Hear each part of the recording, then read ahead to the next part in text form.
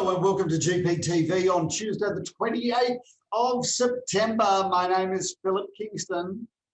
And I'm Gary Peer, and this is a September that will never be forgotten by you, Phillip, all the Kingston family and many other Melbourne supporters. Let's hear it for the mighty Demons. It's a grand old flag, it's a high-flying flag, it's the emblem for me and for you. It's the emblem of the team we love, the team of the red and the blue. Okay. Every heart beats true. Yeah, I think that'll do. Red and the blue, and we'll sing a song to you. What do we sing? Let old acquaintance be forgot. Keep your eyes on the red and the blue. There we are, Gary. Let me know when you want to go karaoke, because something tells me that Melbourne supporters will be singing that song for years to come. Well, you know, in typical lockdown Melbourne style, you had Melbourne supporters doing donuts in their garages, or they're turning circles in their Range Rovers on Saturday night, because that's about as far as you can go, sadly, in our depleted state. Unfortunately, we could not see it live here, but it did not dull the pleasure and enjoyment of all of those Melbourne supporters. Congratulations, Phil. I was very happy for the 3 generations of Kingstons who have followed, long-suffering supporters of the Melbourne Football Club. You've had your moment. Congratulations. Who would have thought it would have ever come? Your entire life, you've never seen Melbourne win a grand final. Well, a shout out to my dear father, who at 90 got to watch his beloved Demons, and he is a beloved Melbourne supporter. He watched his Demons storm home. So essentially, Gary, not that I'm suggesting for 1 minute that the Kingstons got together as a family unit and watched the game, but if that was or did happen, and I can't confirm or deny such a thing took place, but on the assumption that it did or could, there would have been 3 generations of Kingston males sitting on the couch watching the Demons storm home. But shout out really to my wife, who had the good, she's a absolute Melbourne diehard, and I just love to put some of the video of her celebrating up on screen, but I think she'd kill me. But she was the one that kept the family going over the last 10 years, I reckon. But more importantly, she was the one that sat there on the couch with calm and absolute commitment, saying to us, don't worry, they will recover, because we had a horrible, horrible moment sitting there on the couch. But that's 17 minutes of the third quarter, where Melbourne, according to the commentators, played their best 17 minutes of football in the history of the Melbourne Football Club. So shout out to the D's, shout out to the long-suffering Melbourne supporters who finally have had the drought broken. Well, am I right in saying that you must have been absolutely sickened at that moment where the Bulldogs hit the lead and took away and snatched the cup out of your hands, only for Melbourne to shortly after pepper a few goals? But how did you feel at that particular moment of time? Oh, Gary, as somewhat of an elite athlete myself, I understand that elite sport is very much played not out on the field, Gary. It's not played out on the field, but it's all played up here. So as an elite athlete myself, I understood that if they could just hold on and switch that mental switch of the energy of the team, then they'd be all right. But yes, I was quietly terrified that it was game over. Well, both of your sons were footballers, Phillip. They weren't certainly at AFL standard, but they were pretty handy in competition footy. Jacob, just for the records, did try out with the Sandy Dragons, which is the gatekeeper of the draft. So he did play there. He did. For a game. Well, of course, the viewers, this is a real estate show, and the viewers will appreciate the story, but there was one listing that we got. And of course, you know, real estate agents, we live and breathe off listings. It's all about listings. I know that people say, oh, it's all about the sales, but, you know, we are that confident that we're going to sell everything we list. It's all about the listings. And of course, there was that listing once that Phillip got through false pretenses. I'm going to tell the story now. It'll go in our book. that there was a Phillip Kingston footballer who played for the Ormond Football Club. It still exists, that Phillip Kingston, by the way. So that Phillip Kingston, I think we might owe him some money, Phil, because there was a time where you did get a listing and somebody said, well, I'm going to list my house with Phillip Kingston because he's such a tenacious sports person and a great footballer. You took the listing, absolutely shamelessly took that listing, did a good job at selling it, but it wasn't the Phillip Kingston that people thought. A shout out to Phillip Kingston, who is a legendary footballer at the Ormond Football Club and also the Ormond Cricket Club, who was a tenacious and courageous and fabulous player. And yes, I have traded off his fame in order to get listings. But you know what? If people want to make the mistake that I'm at Phillip Kingston, who am I to argue? There is also a Phillip Kingston, Gary, that is getting some publicity in the Financial Review for misdemeanors in the corporate area. I am not that Phillip Kingston. So there's Phillip Kingston, there's yin and there's yang Phillip Kingston, and there's just me, Gary, who's just quietly going about my business. And then there's Phillip Kensington, the auctioneer that offends. I think it's only befitting for those that watch the show who remember that there was a Phillip Kensington who did get a spray from an unhappy buyer who called him an F-ing moron when he did an auction, when you did the auction, and I'm sure he was talking about a different Phillip Kensington or one of the other Phillip Kingstons. Shout out to our dear friend Joel, whose surname will remain nameless. But a shout out, Gary, to Simon Goodwin. And if you think about Simon Goodwin, the premiership coach now, who really Melbourne Football Club almost sacked him a couple of years ago. But let's have a shout out to Simon Goodwin, who hit a hole in one at the Gary Piran Associates Golf Day about 5 years ago. So we should have known there and then that anybody that can hit a hole in one is almost a legend to start with. But, you know, it all started at the Gary Piran Associates Golf Day. Hole in one. Do you remember what hole at Cranbourne it was, Gary? Phil, it was the long par 3 12th hole at Cranbourne. And many say that hole in one was the turning point of his life, Phil, where he got his inspiration like a lightning bolt when he put that ball in 180 metres in that par 3, Phil. Many say that was the turning point. So look, in some way, I think you could say that really all the credit for the grand final ends up coming all the way back, feeding back to the Gary Piran Golf Day. So, you know, that's the sort of thing that we'll do for our clients, Phil. We're prepared to make those sort of sacrifices for the greater good of the AFL and for the long-suffering Melbourne Football Club, who now claim their sculpture. We'll have to move on and talk about real estate at some time.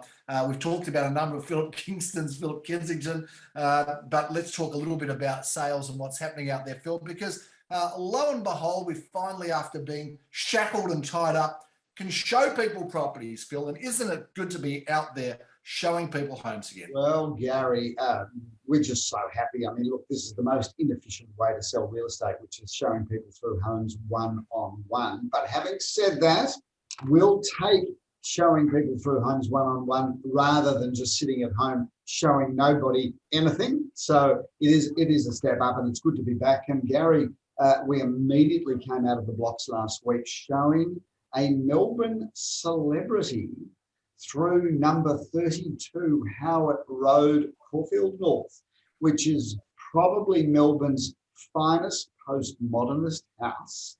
And Ernest Fuchs, the famous Ernest Fuchs, who is no longer with us, of course, but Ernest Fuchs, who is really the finest postmodernist architect I think Australia has ever seen. His own family home where he and his wife built this house and lived in there both until they were no longer part of this world. We had their house, and because it had a listing with Heritage Victoria, which the late Mrs. Fuchs had put on the register herself, we had shown a celebrity through last week, Gary, and this celebrity has now bought number 32 Howitt Road, and I'm very excited, and I cannot wait to be able to bring the community more information about who he is and what he's going to do with it. So stay tuned, Gary.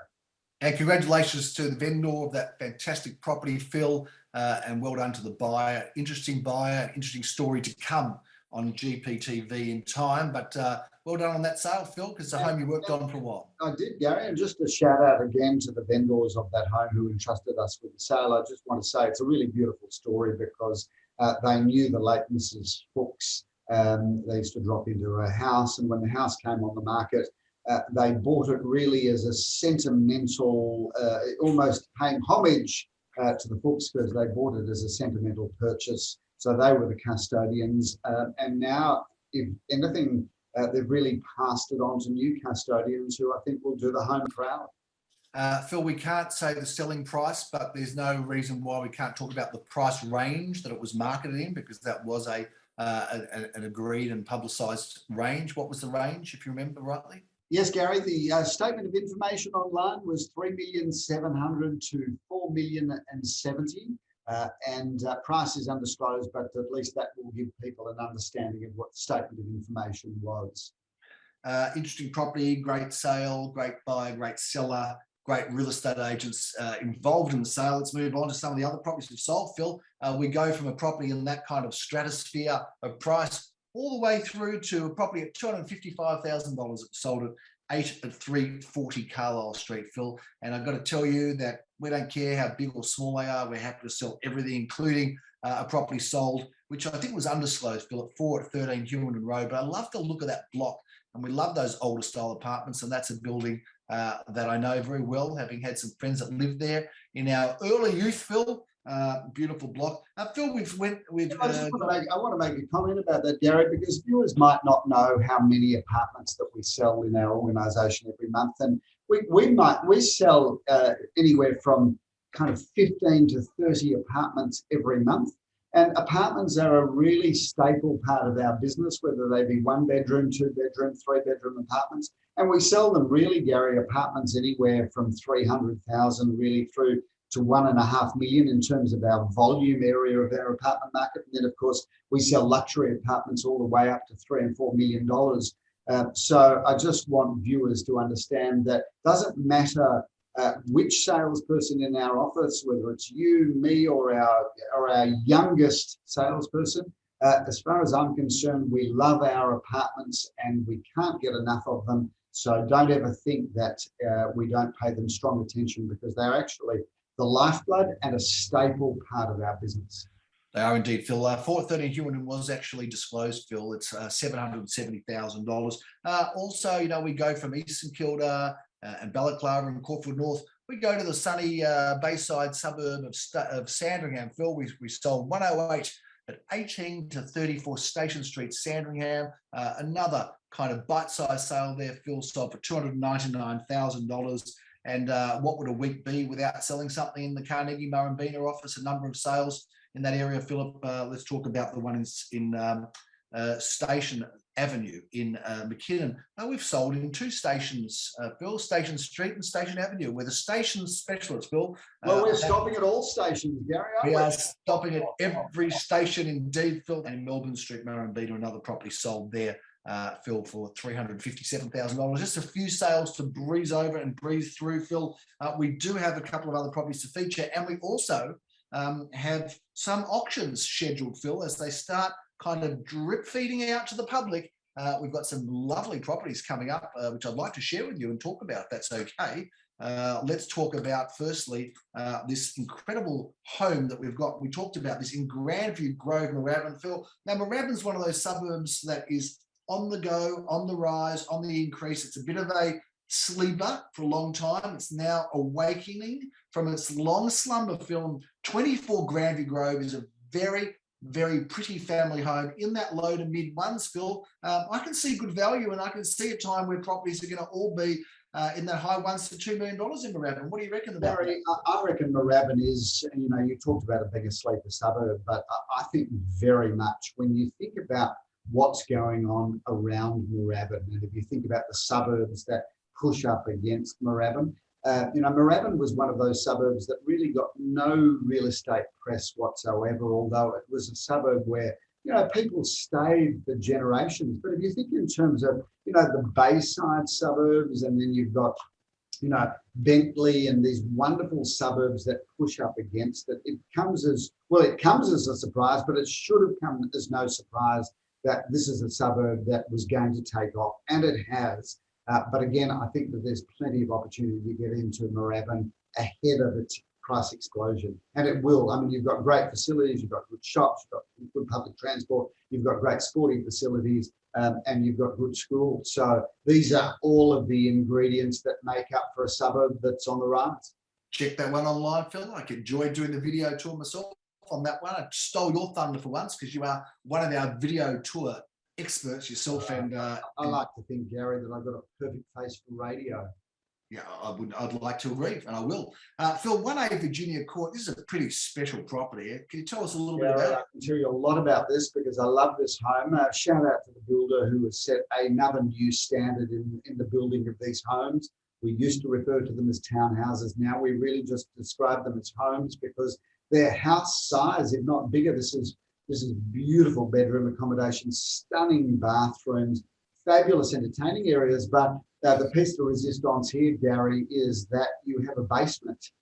So you literally, wet day, you drive your car down into the basement, you get out of your double car space, you unlock your door, you go inside, push the button to the lift, groceries in hand, straight up to your kitchen meals family room. This also has a north-facing garden. And of course, Virginia Court, Gary, what a great location, one of the best courts. And there are houses in this street that just don't sell for $1 million, they don't sell for $2 million, but there are $3 and $4 million houses in this street. There are. It's one of those streets that really has developed beautifully. Phil, 12A Oak Crescent is another wonderful property, Philip, that would like to review. Gary, another beautiful development by Gracecon Developments.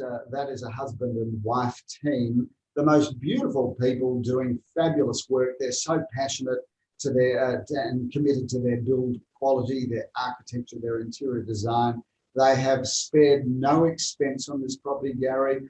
Beautiful bedrooms, absolutely stunning bathrooms, one of the best kitchen meals family rooms that you will see. And Oak Crescent is a fantastic location. Walking distance to the new East Caulfield shopping centre, where you will see 4, not 1, not 2, not 3, but 4 cranes on that building. They are racing ahead with the new shopping centre that's being built in East Caulfield. And shout out to the viewers, anything walking distance to the East Caulfield shopping centre, I think it's going to get a shot in the arm in terms of capital appreciation because it's going to be an incredible location and development when it's finished. And Oak Crescent, of course, you can walk there from there. Talking about racing, Phil, Man of Heart was racing on Saturday in a 5-horse field in Adelaide and missed by a lip, just by a lip. Phil.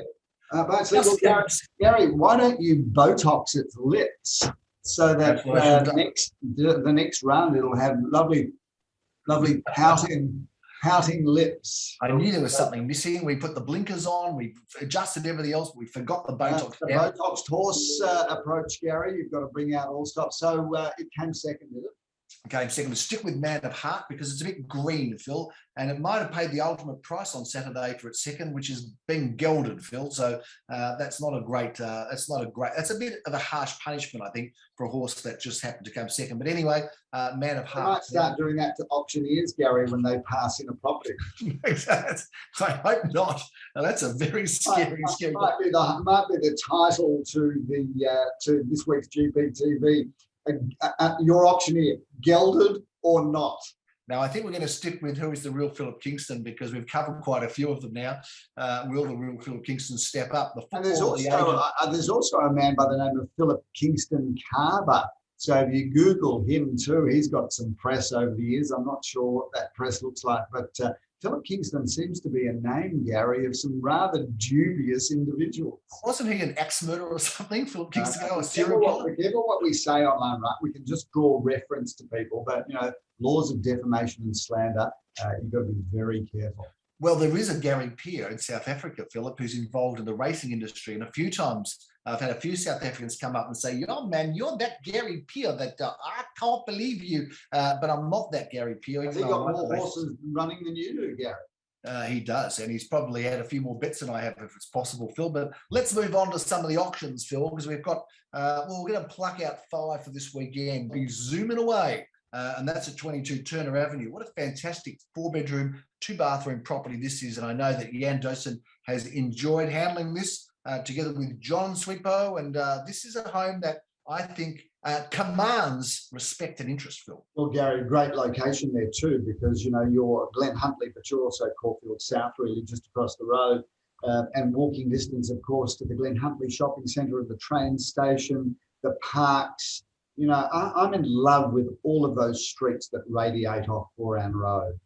You and me both, Phil, and I'm in love with the Nepean Highway, which is going to be also auctioned on Saturday, if not sold before 6 at 33 Nepean Highway. This 2-bedroom, 2-bathroom property, Philip, with 1 parking space, has been very, very popular. And I know that the wonderful and lovely Lamore and her equally wonderful and lovely partner, Nikki Janover, have enjoyed working on this, and Jeremy Rosens is slated to auction it, Phil. We've got another property that probably won't go to auction this weekend. I think we're going to move it out in time, Phil, as we have with so many that haven't been able to be opened in the past, but that's at 8B Alfred Street. Phil, this is a fantastic town residence. We sold the other half of this. What a beautiful property and what a great location. Gary, this is virtually brand new. Everything that opens and shuts, gleaming surfaces, gorgeous interior design, fabulous bathrooms, magnificent kitchen, a lovely development. And of course, Alfred Street is really, you know, almost dead centre of Caulfield. And you can walk to the tram at your doorstep, and it's just a great location and a small street, Gary, but that's a beautiful development. It's a beautiful development and a beautiful home indeed, Phil. And that brings pretty much a wrap to our properties that are coming up, that have been sold. A couple of feature properties in there on this big grand final edition, Phil. Gary, before we wrap up, I just want to shout out to Josh, who is a wonderful viewer of GPTV. And also a wonderful friend and client of the company, and also a man that knows more about sport than anybody. And he's just sent me a text through which says, assuming GPTV is published Tuesday morning, it'll be a little over 57 hours since Melbourne has won the flag. 111 times, both Ron Barassi and Simon Goodwin have coached Melbourne. Melbourne Football Club has now had 200 grand final players, 151 of whom have won at least one flag. 57-year drought ended with a 57-point last quarter, 9 goals, 3 points. Demons joined the Blues in 1972 as only side to have scored 100+ points in one half of a grand final. Bailey Fritsch, the first player since Darren Jarman in 1997 to kick 6 goals in the grand final. 2,975 weeks between flags for the D's. First time since 1926 that the Demons won a flag without Norm Smith either playing or coaching. And the first time since the West Coast Eagles in 1994 that a team has registered its best score of the season in the grand final. And lastly, Christian Petrarca, the first player since James Hird in 2000 to kick first goal and win the Norm Smith medal. So, Josh, thank you for sending us in some completely useless facts, but facts that delight and inspire any Melbourne supporter. And if anybody wants a copy of those, we thank Josh for sending those in. So, Phil, I also loved, of course, hearing from Max Gawn. I don't know if there's a more likeable person on the planet, but he paid homage to some of the incredible Melbourne people that have formed the legacy of the football club. And he mentioned the Steins, he mentioned Neil Danaher, and of course, he also mentioned Troy Bainbridge. These people who have all got fascinating stories and intricate weavings through the Melbourne Football Club. Didn't mention Joe Gutnick, but many saw him as a saviour of the club many years ago as well. So, so certainly a history of people that have stood up and been part of the fabric of what Melbourne Football Club has stood for over time. Some fantastic characters amongst them. I can tell you firsthand how great he is. We're going to put up a photo of me and him, and you can see, I'm a pretty strapping guy, Gary, a finely chiseled, handsome beast that I am. But you have a look at how big he is standing beside me in this photo. And this is a fantastic photo. You'll see him holding the phone and on the end of that phone is Ben, my son Ben Kingston on FaceTime, who I said, he came to an open for inspection, Maxie, and I said, oh, Maxie, could you just have a chat with one of my sons? And so Maxie's holding the phone, and Ben answers the phone, and there's Max Gorn on FaceTime, and Ben said he was lost for words, he was speechless, he was like this pathetic little fan, but he said he just didn't know what to say. But there's me laughing because it was just one of those beautiful moments, and he is a special guy, you know, he's just got time for everybody.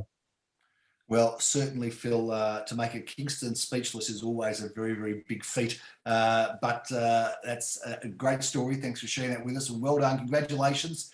You have had your very, very much shining day in the sun as being a Kingston and Melbourne supporter. And congratulations to all of those Melbourne supporters. I'm sorry for the doggies, but I'm sure you'll do it another time. And it wasn't that many years ago now that you did it anyway. So that's a big wrap on GPTV, a lot of football included, but of course, history's been made. And for those Melbourne supporters, you waited long enough, so you deserve the wrap.